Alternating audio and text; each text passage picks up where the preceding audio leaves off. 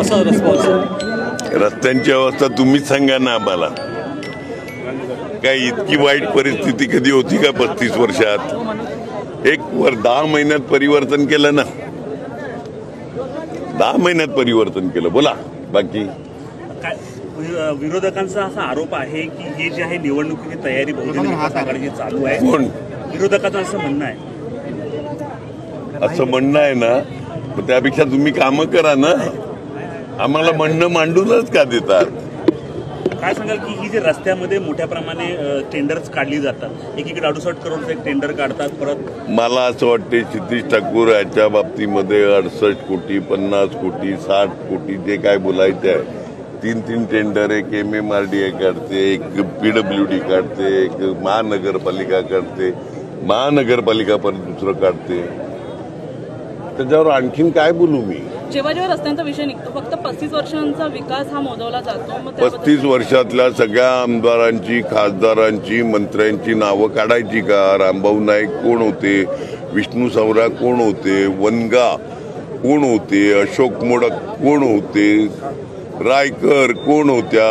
डावखरे कोण होते? कोणत्या पक्षाचे होते? गावित कोण होते?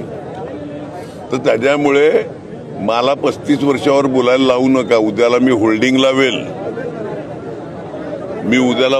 लावेल का 35 वर्षातले आमदार, खासदार, विधान परिषद, शिक्षक मतदारसंघ, ग्रॅज्युएट कॉन्स्टिट्युएन्सी, स्थानिक स्वराज्य संस्था ह्याच्यावर असलेल्या आमदारांची नावं मला लावायला लावू नका. त्या पातळीला आम्ही कधी गेलो नाही, जाणार नाही. परत 35 वर्ष बोलला तर कोण कोणाचे वडील कुठे होते ती सगळी यादी माझ्याकडे तयार आहे. सध्या रील्सचा मोठ्या प्रमाणावर भडीमार वसई विरार. मॅरेथॉन पण नाही होत आहे खड्ड्यामुळे, काय सांगणार? अधिकारीचं मला वाटते गेल्या वर्षीपर्यंत आम्ही मॅरेथॉन घेतली. भारतातली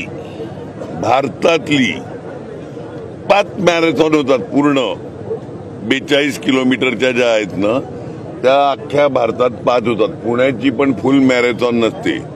मुंबईला धावणारे पण येऊन सांगतात का वसई सारखी मजा नाही. आता दुर्दैव आहे ज्याचं ज्या मॅरेथॉनमुळे देशभरात वसई विरारचं नाव व्हायचं, तीच जर तुम्ही बंद केली, धन्यवाद. मुलं आभारी राहतील, आपल्या इकडची मुलं आभारी राहतील यांची. खड्ड्याविरोधात आपण प्रशासनाला लेटर दिलेलं काय? आयुक्तांशी चर्चा केली होती काय खड्डे बुजवण्यासाठी? क्षितिज ठाकूर यांनी त्याच्या बाबतीमध्ये सविस्तर बोलले भाषणात. त्यांनी उत्तर सविस्तर दिली. लक्षात आलं का? सविस्तर उत्तर दिले. आता रिपीट काय करू ते? गड्ढों से निजात कब? हिंदी मध्ये अभी आज तो मोर्चा निकाला, निवेदन दिया. अपेक्षा करता हूँ इस 15 दिन महीने में रिजल्ट अच्छा आएगा, step by step of course. अन्यथा काय आंदोलन है? पुढचं पाऊल काय असेल? मैंने मेरे भाषण में कहा अगला मोर्चा इतनी शांति से नहीं रहेगा. अगला मोर्चा ये जो क्षितिज ठाकुरों ने परिवहन भवन है, महानगर पालिका का ऑफिस नहीं, परिवहन भवन पे महानगर पालिका आके बैठी है, बहुत अच्छी कांचे लगाई है. बस 15 ऑगस्टला तुम्ही अधिकाऱ्याला दम पण दिला होता खड्ड्याबाबत.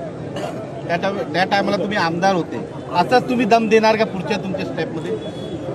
माझा आवाज असो नसो, आवाज असाच असतो आणि असाच राहणार आहे, ऍटलिस्ट मी जिवंत असेपर्यंत.